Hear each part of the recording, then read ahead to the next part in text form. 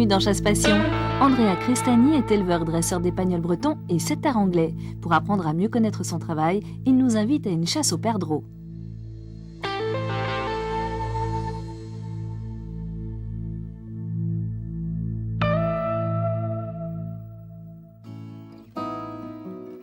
À Aubigny-sur-Ner, le musée de l'Old Alliance porte témoignage de l'histoire extraordinaire et méconnue de l'alliance scellée entre les royaumes de France et d'Écosse et qui connut son apogée avec les Stuarts d'Aubigny lors de la guerre de Cent Ans et pendant les guerres d'Italie. Carrefour Sologne-Berry, la ville d'Aubigny s'appelle aussi Aubigny-les-Cardeux. On y cardait autrefois la laine des moutons Sologneaux et Berrichons. Lanner actionnait les moulins des Foulons et Colbert lui-même s'intéressa à la manufacture dont il fixa les statuts. Carrefour géographique, Aubigny tient aujourd'hui une place prépondérante sur le plan commercial. Aussi, derrière les chemins encaissés, bordés d'épaisses haies, où fleurit l'aubépine, le chasseur devinera le sanglier, le chevreuil, la perdrix et autres bécassines qui font de la région un terroir de produits naturels. C'est dans ce contexte qu'Andrea Crestani vit sa passion d'éleveur de chiens de chasse. Rendez-vous au café de la mairie, il conduit aujourd'hui un groupe de chasseurs qui souhaitent bénéficier de son savoir de dresseur pour une chasse conviviale sur le territoire d'un agriculteur voisin. Le nombre de fusils est porté à 6 pour tirer en ce début de saison le gibier à plumes. Mais avant tout, quelques notions de dressage nous sont précisées consécutivement sur plusieurs chiens issus majoritairement de l'élevage de Rosenbrugg. Alors ici, c'est mon terrain de dressage, mon terrain de chasse, où je mets en pratique, où je finis mes chiens, c'est ici. C'est un terrain particulier, quelle est sa qualité? Sa qualité, disons que nous avons tout sur ce terrain-là. Il y a un marais, il y a une rivière, il y a un étang, il y a des bosquets, il y a des plaines, il y a des haies.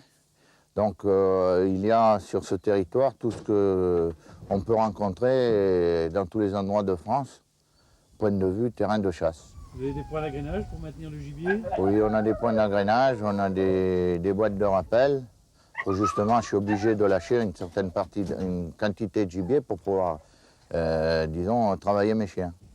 Courageux et volontaire, l'épagnol breton doit se conduire avec une main ferme dans un gant de velours. Pour ce faire, depuis son plus jeune âge, une première étape de dressage s'impose.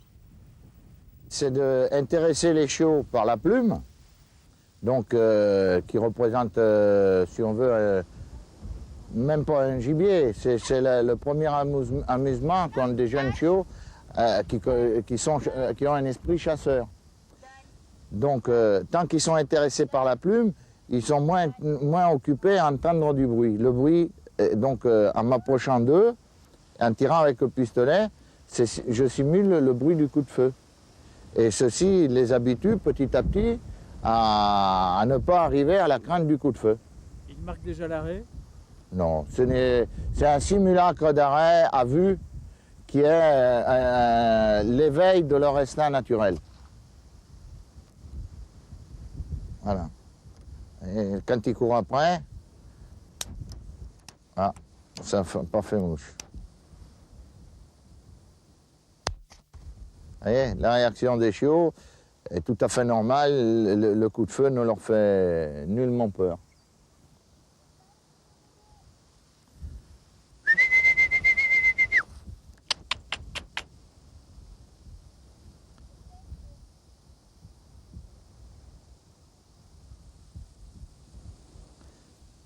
Voilà.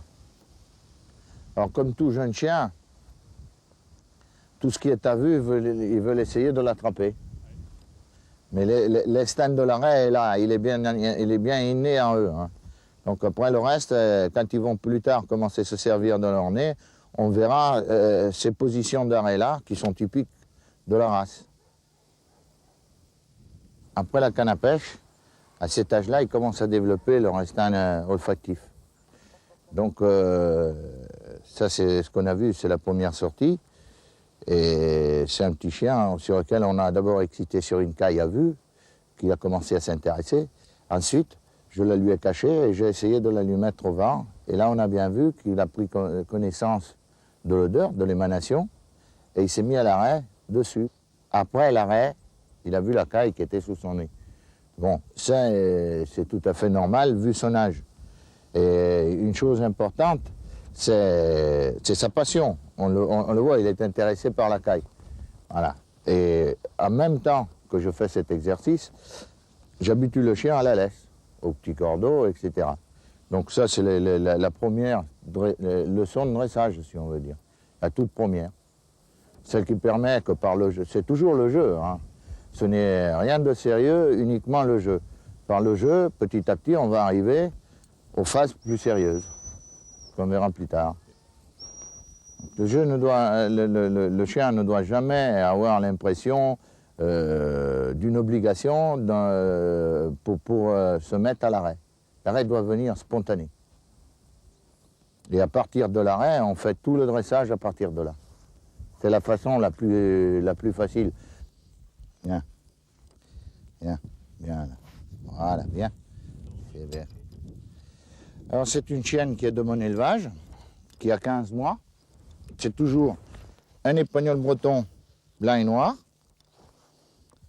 C'est une petite chienne dont j'ai l'espoir qu'elle deviendra une chienne de field.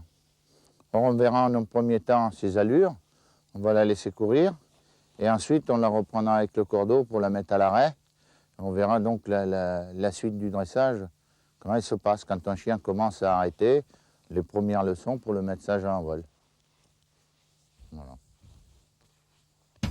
Allez, hey!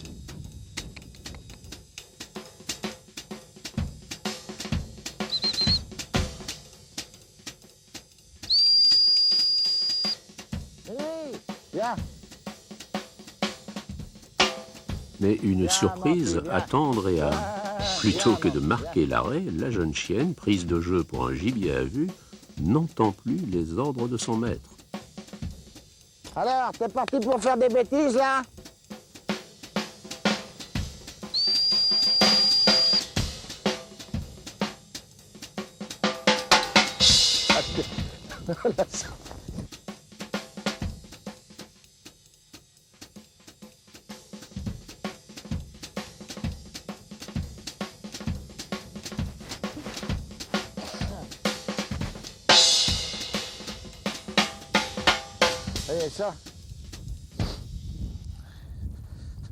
Et ça arrive quand on les laisse longtemps au chenil.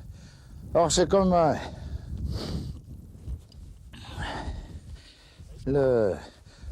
c'est comme le cordonnier. Le dresseur, c'est le plus mal chaussé. C'est mes chiens qui sont le moins bien. Parce que, non, je l'ai oublié trop longtemps mon chenil, et puis comme c'est jeune et que le dressage n'est pas fini, elle est restée, comment dire, elle avait trop envie de courir, donc elle a facilement tout oublié, et puis c'est fait une partie de plaisir. Alors on va reprendre tout ça au départ pour remettre tout d'aplomb. Hop. Ça, je mets dans la poche. Voilà. Pour le moment. Voilà. T'as assez couru, là. Hein? Alors, vous voyez, chose qu'il ne faut jamais faire, c'est justement de corriger un chien. Parce que ça sert strictement à rien. Maintenant, on va reprendre les choses calmement, d'un bon escient, là où c'est moi qui ai fait l'erreur, c'est pas le chien. Je lui ai fait. Voilà. Jamais faire. Hein? Une petite coquine. Hein? Voilà. Allez, viens.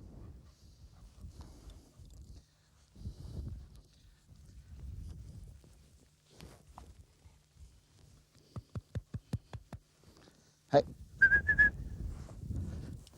Hey. Cherche ça. Cherche. Allez. Là, là, là, là, là, là, là. Cherche. Hey.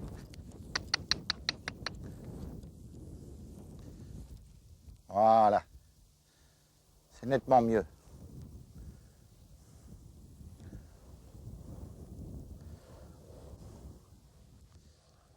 Je l'ai reprise pour la remettre au stade où je l'avais laissée il y a à peu près un mois et demi que je ne la sors plus. Donc l'envie de courir a pris le dessus et elle a oublié complètement de se servir de son nez. Elle avait envie de courir, d'attraper le gibier et donc elle n'arrêtait plus. Là, avec le cordeau, je l'ai remise à l'arrêt. Et on va recommencer encore une fois ou deux pour après la relâcher éventuellement sans cordeau. Phase ultérieure, c'est maintenant une vraie chasse sur un territoire varié. Fait important pour le dressage, le travail du chien devra toujours se faire à vue pour pouvoir remarquer et corriger ses défauts.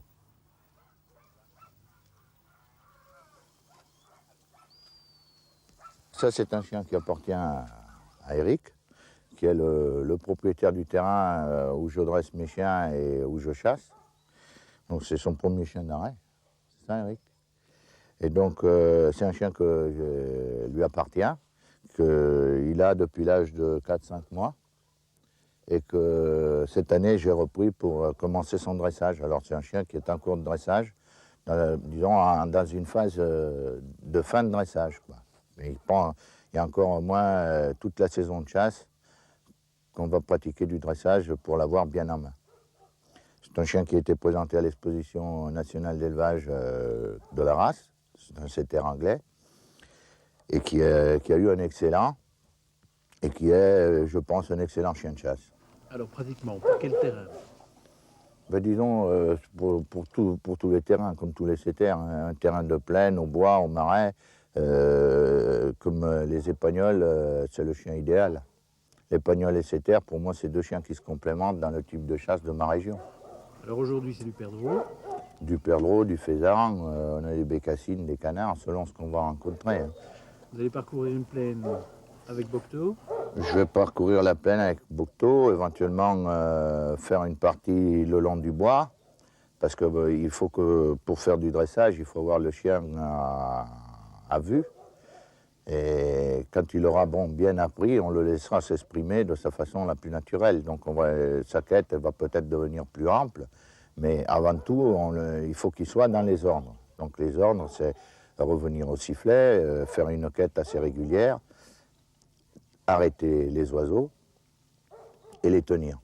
Et éventuellement respecter le poil, c'est-à-dire ne pas courir derrière. Le travail particulier de ce matin, je vois que vous avez mis un collier. Oui, j'ai mis un collier parce qu'il n'est pas tout à fait sage à l'envol et au feu. Si vous voulez, c'est un travail que j'ai fait préalablement sur du gibier lâché et avec un cordeau d'abord, sur lequel je lui ai appris les bases préliminaires du dressage, c'est-à-dire le rappel, assis, comme il est là, et puis lui maintenir la solidité dans son arrêt et la sagesse sans le fusil, uniquement avec le pistolet. Alors les choses se compliquent quand on va à la chasse, qu'il y a le fusil, donc le chien voit le gibier s'envoler, puis il le voit tomber. Donc ça se complique du fait qu'on envoie le chien au rapport, assis. Donc en un premier temps, sur certains chiens, je ne souhaite pas faire le rapport. Mais comme c'est un très jeune chien, pour lui donner la passion, je le laisse quand même rapporter. Je ne lui demande pas immédiatement une sagesse trop ferme. Hein. Surtout que c'est un chien qu'on va chasser ensemble, on a tout le temps devant nous, même si on y emploie 1 an, ça n'a pas de problème. On chasse ensemble, donc je suis là pour m'occuper du chien en même temps que du maître. Alors lui donner les conseils pour l'utiliser. Qui est le maître du chien ce matin? Le maître du chien, c'est le propriétaire. C'est lui qui va chasser, et moi je suis derrière pour lui donner quelques conseils. Et puis pour guider le chien en même temps. C'est bien. C'est bien, mon petit.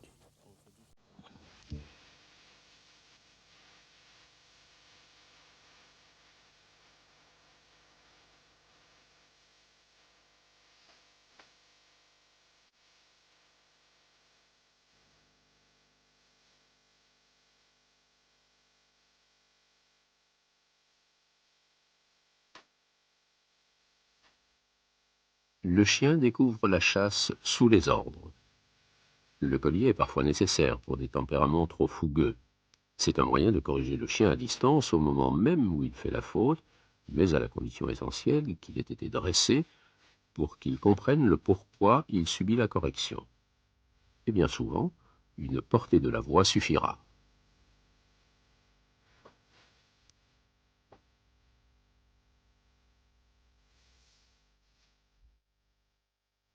Non, non, ici. Non, assis, assis. Voilà, pas bouger. Non, viens ici, Nora. Là, assis, assis. Le gibier flairé, le tout est de marquer l'arrêt. Exercice plus difficile encore en présence d'autres chiens. C'est ce que l'on appelle l'arrêt au patron.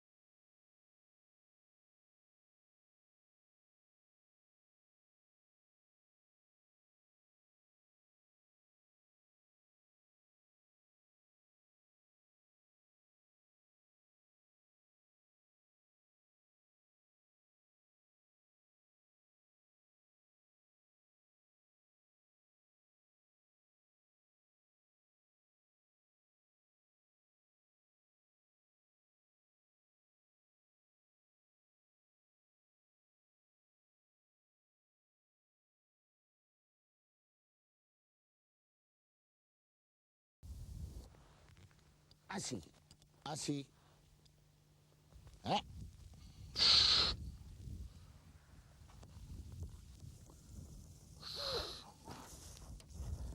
Attention, hein.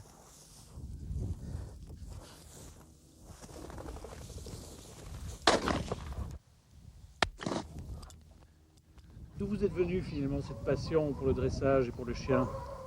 Elle est innée. Elle est innée. Mon grand-père m'a élevé dans la nature.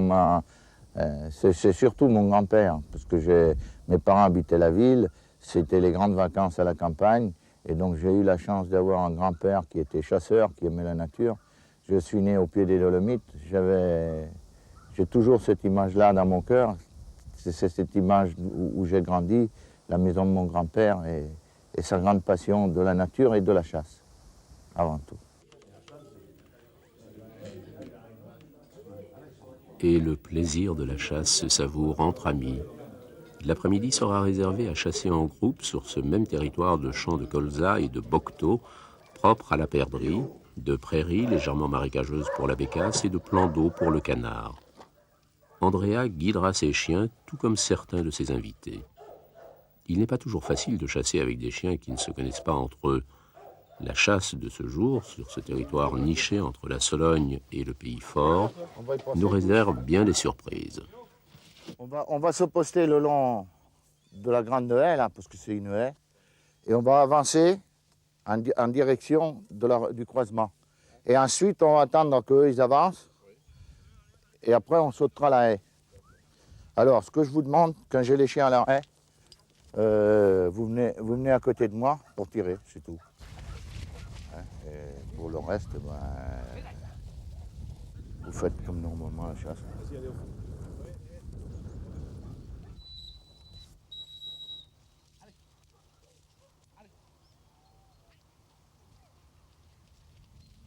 On a le vent derrière, hein. Je laisse aller les chiens pour ça, hein, vous inquiétez pas. Allez, viens Yoko, hey. Allez.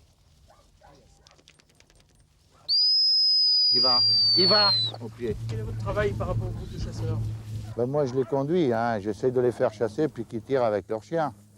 C'est surtout ces chiens, moi j'essaie de prendre la plaine, éventuellement de comment dire, de rabattre vers les haies avec mes chiens, et puis à eux de s'approcher et tirer. Mais apparemment aujourd'hui, comme c'est mouillé, ils sont tous au bord des haies, au bord des bosquets, ils ne sont pas dans la plaine. Alors ça devient difficile à les faire travailler en plaine, quoi.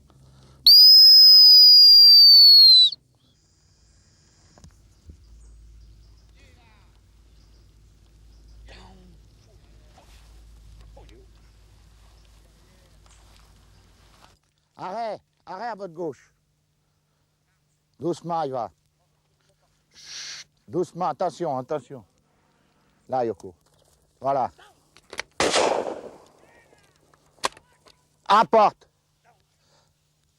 C'est justement ceux qu'on a poussés dans les labours devant, ils sont tous venus se regrouper dans les bois et dans les taillis, là, maintenant.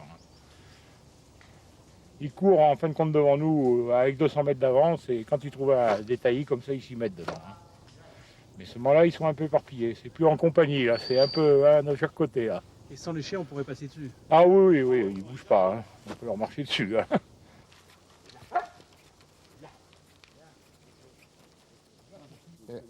Dis donc, ils ont été malins, hein, à me faire le coup comme ça. Il va, Yoko. Viens là.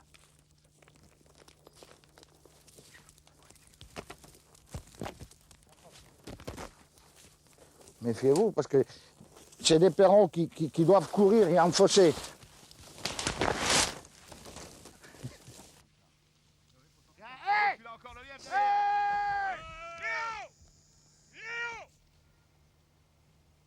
Alors, Yoko! Yoko! On a un barbu tchèque qui ressemble un peu au dentard, un pointer et un setter irlandais. L'inconvénient, c'est que ni le setter, ni irlandais, ni le pointer sont dressés. Alors, même un chien bien dressé, ça l'incite à désobéir. Donc, on a eu quelques problèmes à cause de ça au départ. Maintenant, ils essayent de tenir les chiens. Le barbu tchèque, vous avez pu le voir plusieurs fois à l'arrêt, il n'y a pas de problème. Nous, on a vu quelques occasions, mais bon, comme ils ont chassé à côté, probablement ils ont bougé un peu les perdreaux et on a du mal à les trouver. Habituellement, je chasse avec un 20. Malheureusement, je l'ai oublié à la maison ce matin. Alors, j'utilise celui-ci. En principe, je chasse avec ça en sous-bois. C'est ce que je chasse quand je chasse la bécasse. L'avantage, c'est que pour épauler, il monte plus facilement à l'épaule, dû à son poids. Et surtout parce qu'en sous-bois, les bécasses, on a très peu d'espace pour les tirer.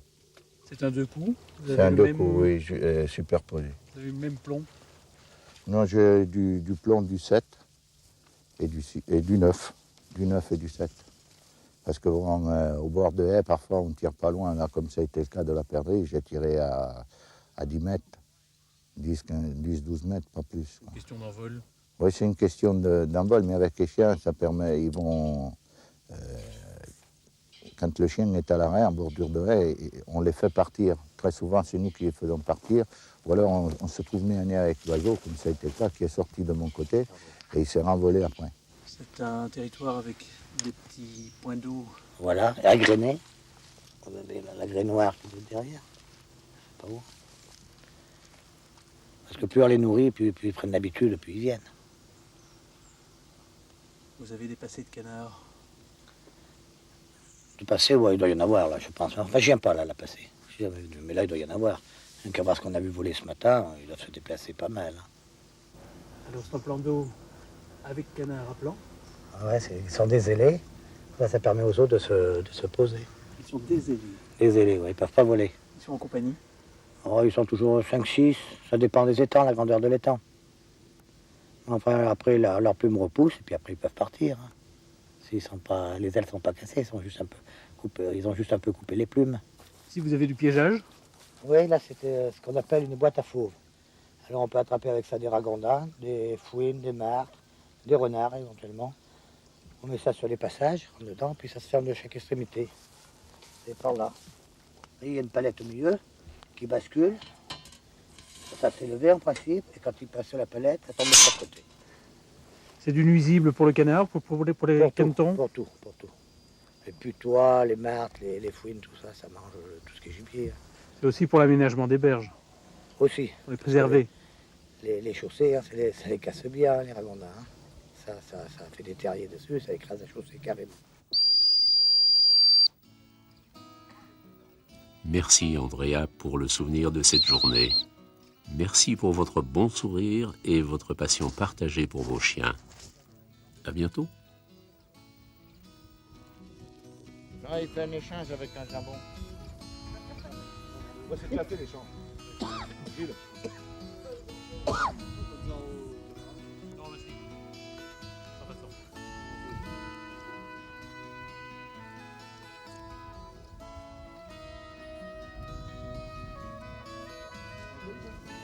Arrête tes conneries, rends-moi-en-le. La viande.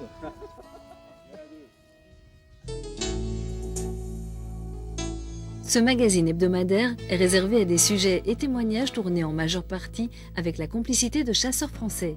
Tout type de chasse est représenté avec un regard particulier sur la qualité et la gestion du milieu naturel, sans oublier la convivialité des hommes de terrain pour notre plus grand plaisir.